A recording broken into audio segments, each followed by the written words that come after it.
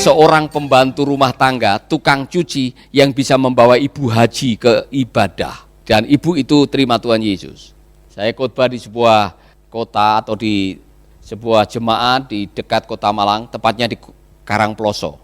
Dan saya masih ingat di akhir, selama saya khotbah saya sudah mulai tertarik, kok ada ibu duduk di pojok, badannya agak gemuk, tapi saya tahu dia bukan orang Kristen dari pakaiannya. Dan waktu saya menawarkan siapa yang mau terima Yesus maju ke depan, dia ikut maju ke depan. Dan dia terima Yesus. Saudara, saya jadi penasaran, ini ibu siapa? Pendetanya bilang, Ibu Haji. Nuh kok dia bisa datang ke sini bagaimana? Pembantunya. Nah ini ceritanya begini. Jadi pembantunya ini yang sudah diselamatkan, janda anak 3, hidup susah, tapi kalau setiap kali hari Rebo mencuci di rumahnya Ibu Haji selalu nyanyi, sing sabar lan mantep tekan pungkasane, sing sabar. Cucian banyak sedikit enggak peduli, dia tetap sambil nyuci itu sambil nyanyi. Lama-lama Ibu Haji ini tertarik, sampean tuh orang susah kok bisa nyanyi ya.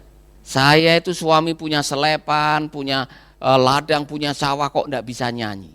Sampean tuh belajar nyanyi di mana? Ibu gembala. Dia polos sekali.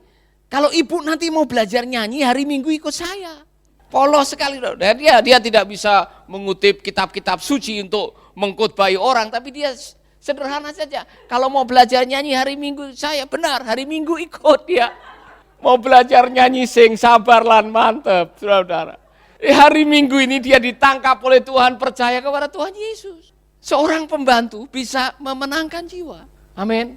Haleluya. Saya masih ingat dulu waktu ada acara pertemuan, ada seorang hamba Tuhan dari Yogyakarta yang dia membaptis lebih dari 1.000 orang suku Kedar. Satu orang. Polos, luar biasa.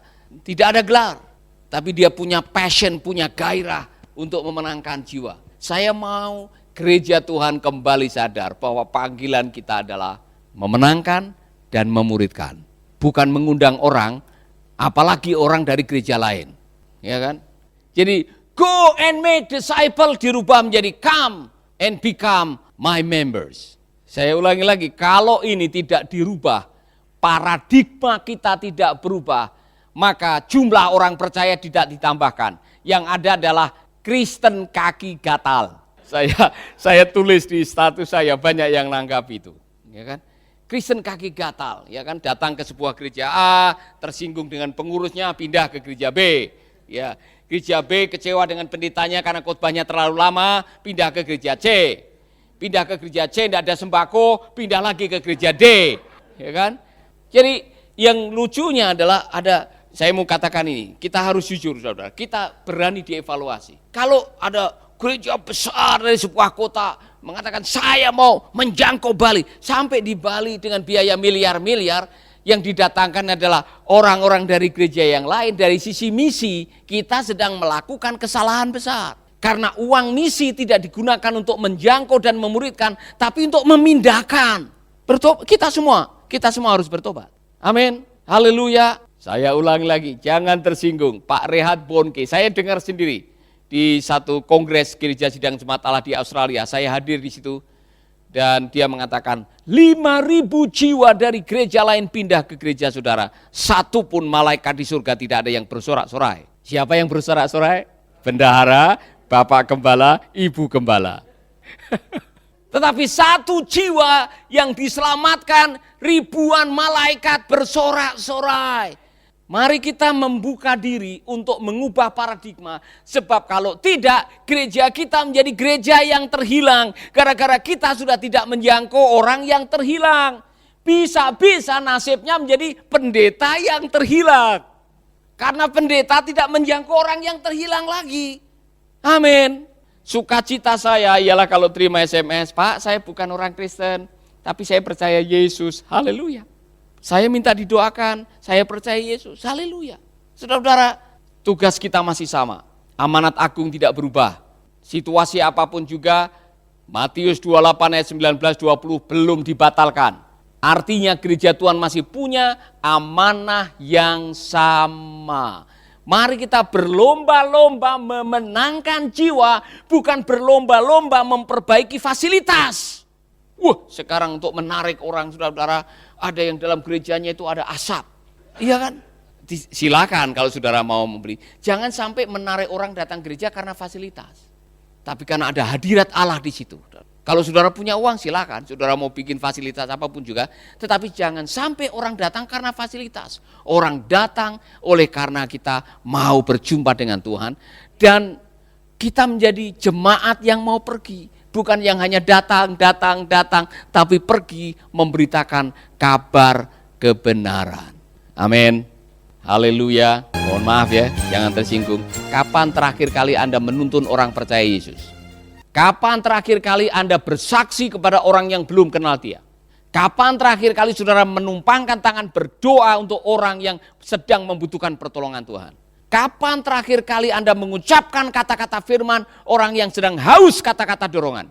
Kapan terakhir kali saudara menolong mereka yang sedang mengatakan saya perlu Tuhan? Saya mendapatkan banyak di live streaming ini ada orang yang mengatakan, Pak tuntun saya pengen kenal dengan Tuhan. Saya baru dapat SMS dari Pak Wayan, Pak saya pengen dimuridkan, kapan saya bisa dimuridkan?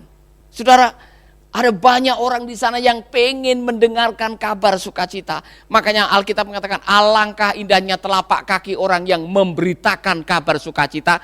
Karena di sana, di luar sana banyak orang yang sedang galau. Mereka tidak tahu bagaimana menemukan jalan kebenaran dan hidup. Dan Anda yang sudah tahu, tidak perlu harus fasih membaca dan tahu bahasa Yunani, bahasa Ibrani untuk bersaksi. Ngerti maksud saya? Apa yang Anda tahu, apa yang Anda alami, saksikan kepada orang seperti orang buta ini. Waktu ditanya, siapa yang menyembuhkan kamu? Lah saya kan buta, saya tidak tahu. Yang jelas yang saya tahu, dulu saya buta, sekarang saya bisa lihat, itu saja. Itu jadi heboh di Yerusalem, saudara masih ingat? Dia tidak tahu siapa yang menyembuhkan, yang saya tahu sampai akhirnya orang tuanya juga dihadirkan. Karena orang yang itu akhirnya membuat gempar. Berita itu membuat gempar seluruh Yerusalem. Saudara-saudara, saksikan pengalaman saudara. Bagaimana saudara berjumpa dengan Tuhan. Saksikan hidup saudara. Bagaimana saudara mengalami Tuhan setiap hari. Beritakan kepada mereka yang barangkali sedang galau. Hatinya sedang kacau, sedang membutuhkan jamahan Tuhan. Apalagi dalam situasi pandemik seperti ini. Banyak orang yang membutuhkan penghiburan, kekuatan. Saudara yang sudah mendapatkan, bagikan itu kepada mereka. Amin. Haleluya. Pernah saudara merasa sukacita setelah mendoakan orang terima Yesus?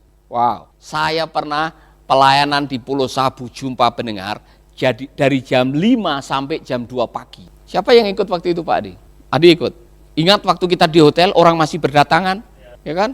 Kita sudah mau pulang tiba-tiba aja mengatakan kita sudah doa massal nih karena banyak yang hadir, ya kan? Kita sudah berdoa untuk semua yang pengen didoakan karena tidak mungkin saya doa satu-satu, ya kan? Mereka masih baris di depan kita, itu panjangnya bukan main dan satu demi satu maju ke depan, saudara-saudara. Saya pikir kita pulang sudah enak mau istirahat, ternyata di depan hotel itu masih banyak orang yang datang.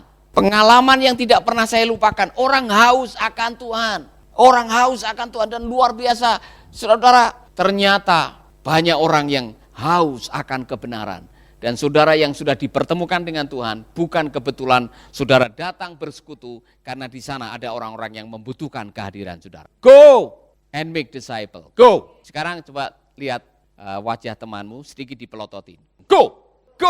Amin. Haleluya. Mari kita berdiri bersama-sama. Bapak Ibu Saudara-saudara, Tuhan sudah menyediakan segalanya. Urapannya sudah diberikan. Jiwa-jiwa sudah ada di sana. Apa yang engkau akan katakan, roh Tuhan akan menuntun saudara untuk mempercakapkan. Yang dibutuhkan adalah ketaatan. Go.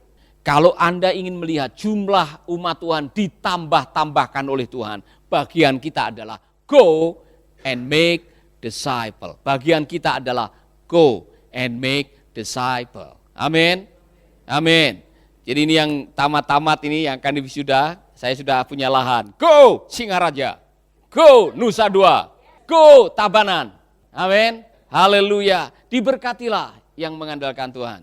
Diberkatilah yang gemar merenungkan Firman Tuhan siang dan malam, seperti pohon yang kokoh tertanam di tepi sungai kehidupan.